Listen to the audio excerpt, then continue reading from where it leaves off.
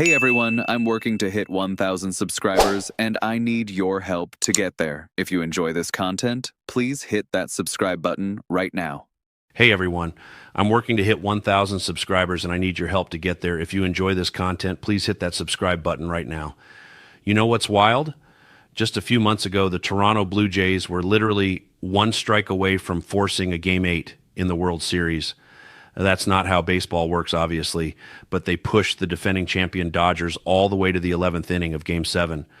Most teams would have been happy just getting there. Not Toronto. They saw that near miss and said, we're going all in, and they meant it, like really meant it. The front office, led by Mark Shapiro and Ross Atkins, didn't waste any time. They went out and grabbed Dylan Cease, the former Padres ace who was in the Cy Young conversation, and locked him down for 7 years at $30 million per season. Yeah, you heard that right. 7 years for a guy who's already 30. That's the kind of move you make when you're not rebuilding, you're reloading. But they didn't stop there. They brought in Cody Poteet from the Korean Baseball Organization on a 3-year, $30 million deal. Then they added Tyler Rogers, that submarine throwing reliever who's basically impossible to hit when he's on, for 3 years at over $12 million annually, even with Chris Bassett walking in free agency. Toronto's rotation and bullpen looks scary good heading into next season. So everything's looking up for the Blue Jays, right? Big money moves, championship aspirations, the whole 9 yards. Except while all this is happening in the spotlight, there's this other story that barely made a ripple. It's about a kid who had a dream, got a chance, and just this past Saturday walked away from it all at 24 years old. His name is Nate LaRue, and if you haven't heard of him, that's completely understandable. He was drafted way back in 2019 by the Blue Jays in the 25th round. That round doesn't even exist anymore, by the way. 2019 was the last year the draft went past 20 rounds. LaRue was playing at McGill-Tulane Catholic High School in Mobile, Alabama, doing double duty as a catcher and a pitcher. The Blue Jays liked what they saw, but LaRue had other plans. He didn't sign. Instead, he went to Auburn. At Auburn, he focused almost entirely on catching. The pitching thing took a back seat. He spent 4 years there developing behind the plate, working on his game. By 2023, after his senior season with the Tigers, the Blue Jays came calling again. This time they signed him as an undrafted free agent. And, they wanted him as a catcher. Why? Because the kid had an absolute cannon for an arm. A Blue Jays minor league pitching coordinator put it perfectly when he said LaRue's got a bazooka behind the plate. That kind of arm strength doesn't come around every day. But here's where things get interesting. They also saw something else in LaRue.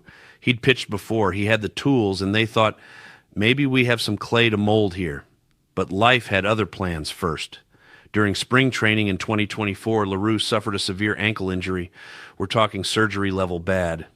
He spent months rehabbing, getting his body right, doing everything the trainers told him to do. By August, he was ready to go. He'd put in the work, completed his rehab, and was expecting to be added to an active minor league roster. That's not what happened. Instead of activating him, the Blue Jays put him on the development list with the Double-A New Hampshire Fisher Cats. Think of it like a practice squad in football. You're with the team, but you're not really with the team. And it was right around then that LaRue made a decision that would change everything. He agreed to give up catching and become a full-time pitcher. Put yourself in his shoes for a second. You've spent your entire baseball career catching. That's your identity. That's what you know. And now at 24 years old, after a major injury, you're starting from scratch on the mound. That takes guts. That takes belief. But it also takes results. And that's where things got tough for LaRue. He spent all of 2025 pitching, bouncing between single A and high A. He appeared in 27 games through just over 30 innings and finished with an ERA north of 5. For a guy who hadn't pitched seriously since high school, those numbers aren't shocking. But in professional baseball, there's not always time to figure it out. The clock's always ticking. This past Saturday, it all came to an end. A notice popped up on LaRue's transactions page on MyLB.com. He was done with professional baseball. Just like that. No big announcement, no farewell tour. One day he's grinding in the minors, the next he's walking away. We don't know exactly why he made that call. Maybe the arm wasn't bouncing back the way he hoped. Maybe he looked at the numbers and realized the odds were just too long.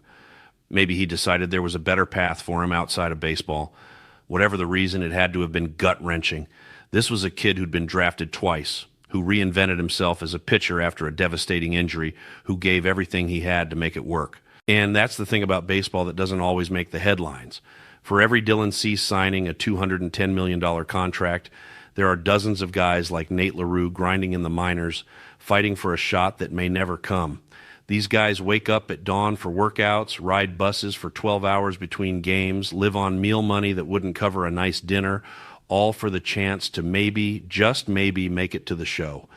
LaRue defied odds just by getting as far as he did.